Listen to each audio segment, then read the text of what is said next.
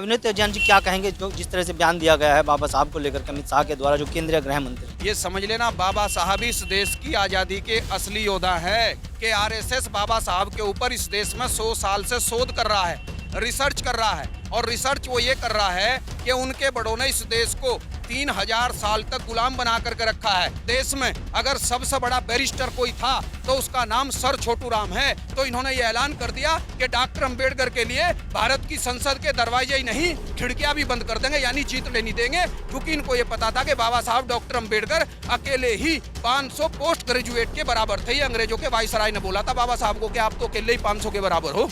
अभी साहर के नेता तो सारे देशद्रोही हैं, देशद्रोही। या तो राष्ट्रपति इसको बर्खास्त कर दे, वरना ये जो नकली दाढ़ी और टोपी लगा करके ये आरएसएस के लोग बम धमाके कर रहे, सारी दुनिया चुप रह लेना, लेकिन हम लोग चुप रहने वाले नहीं। इनका पर्दाफाश कर देंगे। इस देश में सारे बम धमाके आरएसएस के लोग करते हैं, कोई मुसलमान नहीं करता है।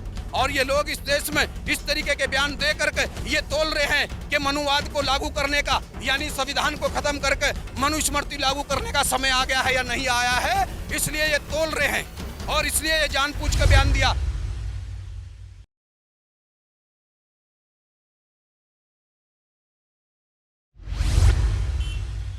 संविधान रचयिता डॉक्टर भीमराव अंबेडकर को लेकर के केंद्रीय मंत्री अमित शाह के द्वारा जो विवादित बयान दिया गया है उसको लेकर के तमाम विपक्ष अब सड़कों पर उतर आया है। संसद से लेकर सड़कों तक तमाम विपक्षी दल अब धरना प्रदर्शन कर रहे हैं। हमारे साथ एससी समाज से के विश्लेषक हैं विनीत जैन जी, क्या कहेंगे जो जिस तरह से बयान दिया गया है बाबा साहब को लेकर के अमित शाह के द्वारा जो केंद्रीय गृह मंत्री हैं। देखिए, ये अमित शाह जी का पहली बार बयान नहीं है। अटल बिहारी वाजपेयी जी की जब सरकार थी तो अरुण शौरी नाम का एक मिनिस्टर था, केंद्रीय मंत्री, उसने भी इस तरीके का बयान दिया था। और उनकी महाराष्ट्र में क्या हालत हुई थी, आरएसएस के लोगों को अच्छी तरह से सोचना चाहिए। ये जो बाबा साहब के बारे में बोला गया है, ये केवल बाबा साहब के लिए नहीं है। ये समझ लेना बाबा साहब इस देश की आज़ादी के असली योद्धा है। और आरएसएस के लोगों की जो अंदर की जो मानसिकता है, अमित शाह की जुबान पर वो आ गई है। क्योंकि भले ही बीजेपी अब फोटो दिखाती हो बाबा साहब का, भले ही आरएसएस के लोग बाबा साहब का समरसता दिवस और जन्म दिवस मनाते हों, पर सच्चाई ये है कि आरएसएस बाबा साहब के ऊपर इस देश में 100 साल से शोध कर रहा है, रिसर्च कर रहा है। और रिसर्च वो ये कर रहा है कि उनके बड़ों ने इस देश को 3000 साल तक गुलाम बना करके रखा है। बाबा साहब के संघर्ष से और बाबा साहब के जो साथी थे उनके संघर्ष से भारत की जनता आज़ाद हो गई है, वरना ये देश 3000 साल तक गुलाम रहा। लेकिन जब इस देश में अंग्रेज आए और अंग्रेजों ने भारत की जनता को धीरे धीरे अधिकार देने शुरू किए, ज्योतिबा फुले की मांग को मानते हुए इस देश के रहने वाले सभी जातियों के लोगों को पढ़ने लिखने का अधिकार दिया, इस देश में रहने वाले सभी लोगों को संपत्ति रखने का अधिकार दिया। तो 1890 में राष्ट्रपिता ज्योतिबा फुले तो चले गए, लेकिन 1891 में बाबा साहब डॉक्टर अंबेडकर ने ज्योतिबा फुले को अपना गुरु माना। चूंकि जो समस्या बचपन में बाबा साहब के सामने आई, बाबा साहब के समाज के सामने आई, देश के सामने आई, बाबा साहब ने पढ़ते पढ़ते उसका विश्लेषण किया और ये देखा कि मेरे से पहले भी तो यह समस्या होगी, इसके लिए कौन लड़ा था। और जब उन्होंने देखा कि राष्ट्रपिता ज्योतिबा फुले लड़े थे तो उन्होंने उनको अपना गुरु माना। राष्ट्रपिता ज्योतिबा फुले तो माली जाति के थे, जिनको सैनी शाक्य मौर्य बोला जाता है। तो बाबा साहब ने उनके आंदोलन को इस देश में अपने कंधों पर ले लिया। यानी जो पिछड़ी जातियों का आंदोलन था, जो ओबीसी के लोगों का आंदोलन था, बाबा साहब ने उसको अपने कंधों पर लिया। और बाबा साहब को इस लायक बनाने का काम इस देश में जिसने मुगलों की ताकत को भी तलवारों से चोल दिया था, उस महान नेता का नाम था छत्रपति शिवाजी महाराज। तो छत्रपति शिवाजी महाराज के पोते साहू महाराज ने बाबा साहब डॉक्टर अंबेडकर को पढ़ने के लिए अमेरिका भेजा। आज ये लोग हमारे बीच में दुश्मनी करवा रहे हैं। उस समय का राजा छत्रपति साहू महाराज बाबा साहब के ऊपर अपना पैसा खर्च करके उनको विदेश में पढ़वा रहा है। और वो इसलिए पढ़वा रहे थे, उनको पता था कि देश में जो आज़ादी का आंदोलन चल रहा है, अगर कहीं अंग्रेजों के बाद ये देश गलत लोगों के हाथ में चला गया तो हम लोग तो गुलाम के गुलाम रह जाएंगे। इसलिए हमें वकील के रूप में, अपने सच्चे नेता के रूप में एक ऐसे नेता की तलाश है जो हमारी बात भी अंग्रेजों के सामने सच्चाई के साथ रख दे।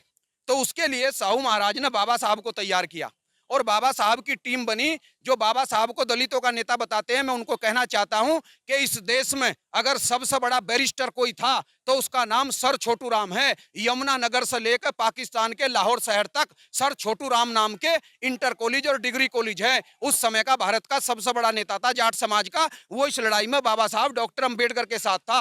बंगाल का नमो सुधरा जाति का सबसे बड़ा नेता था, जो उस समय का बाबा साहब से 15 साल बड़ा था, लेकिन बाबा साहब के जैसा ही काबिल था। उसका नाम था बैरिस्टर जोगेंद्र नाथ मंडल, वो बाबा साहब डॉक्टर अंबेडकर के साथ था। मौलाना शौकत अली अलीगढ़ के, वो बाबा साहब के साथ थे। मैं यहाँ किस किस नेताओं के नाम बताऊं जो असली भारत की आजादी के असली नेता थे, वो बाबा साहब के साथ थे। देश में 2 आंदोलन चल रहे थे आजादी के। एक आंदोलन ये था अंग्रेजों को भगाकर अपना कब्जा करो और व्यवस्था ऐसी की ऐसी रहनी चाहिए। एक आंदोलन इन नेताओं का ये था अंग्रेजों को तो भारत छोड़ना ही पड़ेगा, लेकिन इस देश की जनता को अधिकार देने पड़ेंगे। और जो कहा जा रहा, गांधी जी कह रहे कि हम इसे बाद में देख लेंगे, तो इन लोगों की बाबा साहब के नेतृत्व में ये जीत थी कि बाद में कुछ भी नहीं देखा जाएगा, सारा कुछ लिखित में होगा। और इसके लिए बाबा साहब ने अंग्रेजों को तैयार कर लिया। 398 लोगों की संविधान सभा बनी। और जब इन लोगों ने यह देखा कि डॉक्टर अंबेडकर के सामने इस देश में कोई नेता टिक नहीं पाएगा, तो इन्होंने यह ऐलान कर दिया कि डॉक्टर अंबेडकर के लिए भारत की संसद के दरवाजे ही नहीं, खिड़कियां भी बंद कर देंगे, यानी जीत लेनी देंगे। क्योंकि इनको यह पता था कि बाबा साहब डॉक्टर अंबेडकर अकेले ही 500 पोस्ट ग्रेजुएट के बराबर थे। ये अंग्रेजों के वायसराय ने बोला था बाबा साहब को कि आप तो अकेले ही 500 के बराबर हो। 8 भाषाओं का ज्ञान भी उनको 8 भाषा नहीं, बाबा साहब को 32 भाषाओं का ज्ञान था। और बाबा साहब की 6 विषयों पर पीएचडी थी। और जो अंग्रेज अमेरिका में पीएचडी को 8 साल में करते हैं, इस देश के महान नेता बाबा साहब डॉक्टर अंबेडकर ने वो पीएचडी 2.5 साल में पूरी करके अंग्रेजों के हाथ में दे दी थी कि ये लो। और पीएचडी भी किस पे? किताब का नाम है प्रॉब्लम ऑफ रुपीज, जिसके ऊपर पीएचडी की है अमृत सेन गुप्ता ने। और प्रॉब्लम ऑफ रुपीज में बाबा साहब ने यह साबित कर दिया था कि अंग्रेज भारत के रुपए को किस तरह से डॉलर में बदल करके इंग्लैंड ले जा रहा है और इस देश में गरीबी पैदा कर रहा है। बाबा साहब इतने बड़े राष्ट्रवादी नेता थे। अमित शाह के नेता तो सारे देशद्रोही हैं, देशद्रोही। या तो राष्ट्रपति इसको बर्खास्त कर दे, वरना ये जो नकली दाढ़ी और टोपी लगा करके ये आरएसएस के लोग बम धमाके कर रहे, सारी दुनिया चुप रह लेना, लेकिन हम लोग चुप रहने वाले नहीं, इनका पर्दाफाश कर देंगे। इस देश में सारे बम धमाके आरएसएस के लोग करते हैं, कोई मुसलमान नहीं करता है। दलित समाज और ऐसी जो ओबीसी समाज है, कितना सुरक्षित देख रहे हैं आप? मैं ये कहना चाहता हूं कि इस तरह से बाबा साहब की जिद की वजह से संविधान सभा बनी। इन्होंने तो कह दिया हम तो जीतने नहीं देने के। मैं धन्यवाद देता हूं बैरिस्टर जोगेंद्र नाथ मंडल को, वो दिल्ली आए और बाबा साहब को लेकर बंगाल गए, जहां बांग्लादेश है, और वहां बाबा साहब का पर्चा भरवा करके उनको इन्होंने वहां चुनाव लड़ाया। और इन लोगों ने, जो ये तथाकथित राष्ट्रवादी है, इन्होंने बाबा साहब को मारने की योजना बना ली कि ये आदमी संसद में नहीं आना चाहिए। तो मेरे भाइयों, उस समय संता सिंह नाम का एक दलित का लड़का था जो सरदार था, जो हिंदू दलित थे, वो उस समय भी नहीं समझ पा रहे थे कि असली कौन है और नकली कौन है। क्योंकि इन्होंने मनुवादियों ने जगजीवन राम को हेलीकॉप्टर दे करके उन्हें मेरे समाज में फर्जी नेता बना करके लगा रखा था। लेकिन पंजाब के जितने दलित सरदार बन गए थे, वो सारे तलवारें लेकर के बंगाल पहुंच गए और 250 लड़कों ने बाबा साहब को बीच में लेकर के चुनाव लड़वाया लोकसभा का, और बाबा साहब वहां से एमपी बनकर के देश की संसद में आए और ये संविधान लिखा जाना शुरू हुआ। तो संविधान के ऊपर 75 साल की चर्चा हो रही थी। इस चर्चा में आप 13 तारीख में माननीय राष्ट्रीय अध्यक्ष समाजवादी पार्टी अखिलेश यादव का भाषण जरा सुनने की बात करो। वो जो बोले हैं, इस देश में कोई नहीं बोला, कोई भी। मैं कह रहा हूं, कोई दलित नेता 131 इस देश में दलित नेता, दलित भी इतना अच्छा नहीं बोला जितना अखिलेश यादव संसद के अंदर बोले हैं। इसलिए जो इन्होंने जानबूझ करके कि कहीं एससी के लोग समाजवादी पार्टी की तरफ लामबंद ना हो जाए, ये जानबूझ कर आरएसएस के लोगों ने बयान दिया कि इस मामले को उल्टा रूप दे दो। और ये लोग इस देश में इस तरीके के बयान दे करके ये तोल रहे हैं कि मनुवाद को लागू करने का, यानी संविधान को खत्म करके मनुस्मृति लागू करने का समय आ गया है या नहीं आया है, इसलिए ये तोल रहे हैं। और इसलिए ये जानबूझ कर बयान दिया। पुराने टाइम में आपने देखा होगा, जब चोर चोरी करने जाते थे गांव में, जब हम छोटे छोटे से थे तो रोजाना सुनते थे आज फला के घर पे इस तरह से डले फेंक दिए। तो ये जो डला फेंका जाता है, ये इसलिए उस समय के चोर फेंकते थे जब कच्चे मकान होते थे। अगर घर का आदमी, मुखिया या परिवार सो रहा है तो चोर पीछे से पाड़ दे करके चोरी कर लेता था। अगर मुखिया जाग रहा है और वो कहीं उठ गया तो चोर भाग जाते थे। तो आरएसएस ने ये टेस्ट किया है कि इस देश में अम्बेडकरवादी जिंदा है या नहीं, और ये देश किस दिशा में जा रहा है। वो जो जिस कानून को इस देश में में लागू करना चाहते हैं, ये उसकी टेस्टिंग लेबोरेटरी है। अमित शाह का बयान, इनको बर्खास्त इनको करना चाहिए और नहीं तो इन्हें तैयार रहना चाहिए। विरोध हर तरह से होगा। इसी के साथ बहुत बहुत धन्यवाद आपका। आपने मुझे सरकार डबल इंजन की सरकार यहाँ पर है, उत्तर प्रदेश की बात करें या केंद्र से की बात करें, तो कितना सुरक्षित महसूस करता है दलित और ओबीसी समाज? देखिए, इस देश में ना तो ओबीसी सुरक्षित है, ना महिलाएं सुरक्षित हैं, और दलितों के साथ तो यह हालत होगी कि उनके वकीलों तक के साथ में मारपीट हो रही है।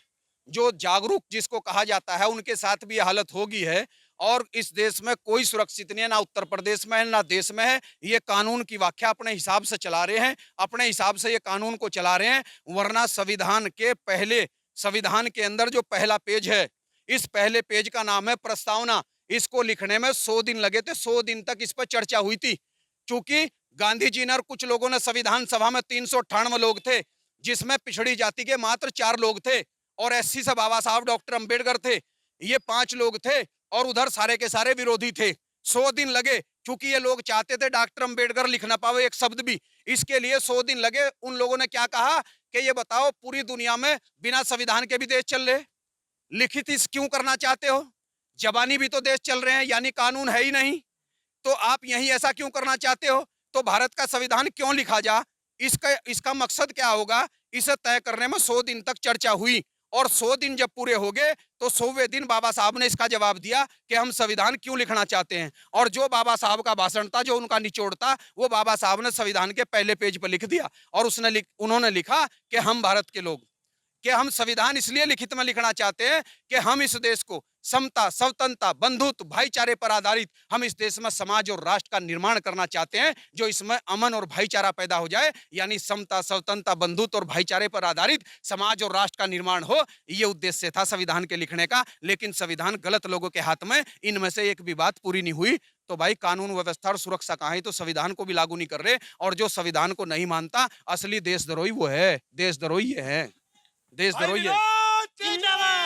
अगर हम बात करें, आप लोगों की जो मांग है राष्ट्रपति महोदय से कर रहे हैं, वो मांग पूरी नहीं हो जाती है अमित शाह के खिलाफ, तो अगला क्या स्टेप रहेगा? अगला दलित होगा समाज, कश्मीर से दलित नहीं, मैं दलित की बात नहीं करता हूँ। हम दलित हो, मैं इसका भी जवाब दे देता हूँ।